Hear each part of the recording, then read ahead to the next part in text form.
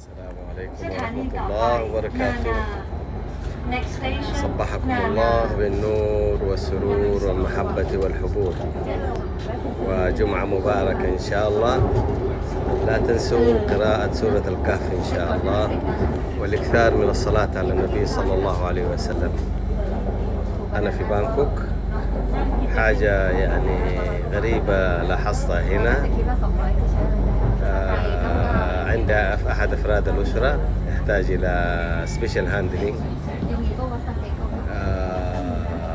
وجدت تعاون كبير من حقون المترو، شيء لم أراه في أي مدينة في العالم. حقيقة أنا درت العالم كله ولم أشاهد هذا الفعل. عند المدخل هناك يطلع معك واحد من السكيورتي بالعربية، يطلع معك واحد من السكيورتي بالعربية إلين الأسانسير، يكلم بالراديو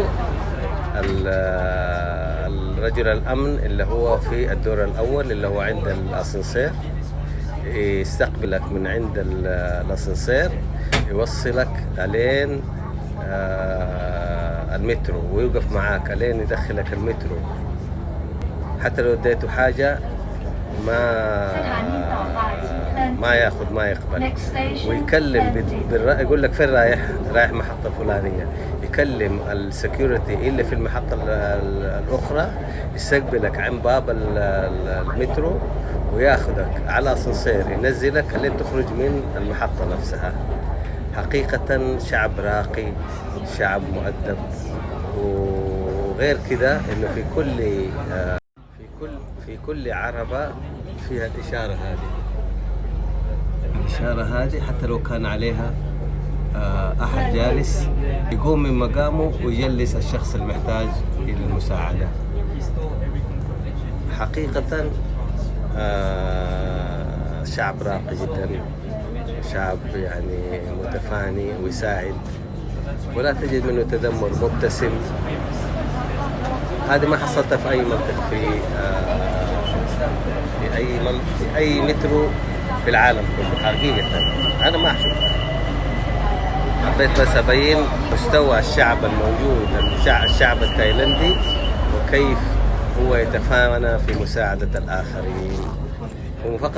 فقط مش لي أنا أو للشخص اللي معايا، حتى للي موجودين هم من نفس الشعب محتاج إلى مساعدة يساعد.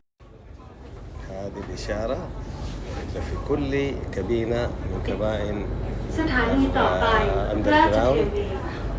Next station, Ratchathani.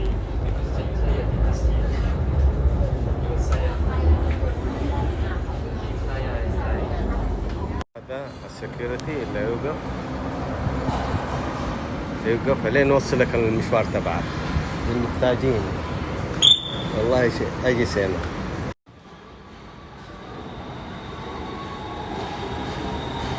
لا لسه.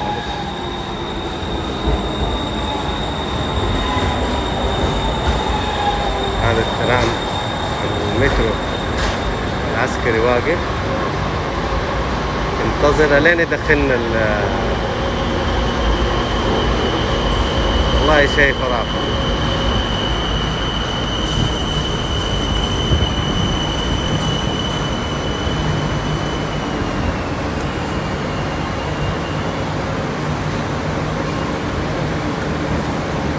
Thank you.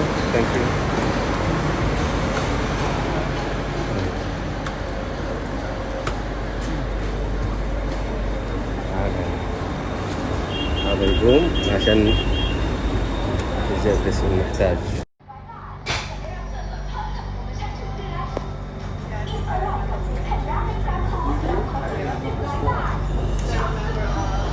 هذول عجائز برضو جالسين على الايش.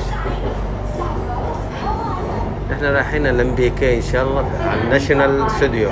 المحطة اسمها ناشونال ستوديو. الMBK مول مرة جميل، اللي له عنده رغبة في الإلكترونيات، في دور كامل في الإلكترونيات. نعم، هذا هو MBK.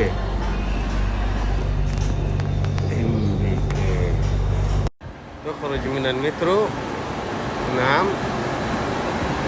على اسانسير يوصلك لين الخروج.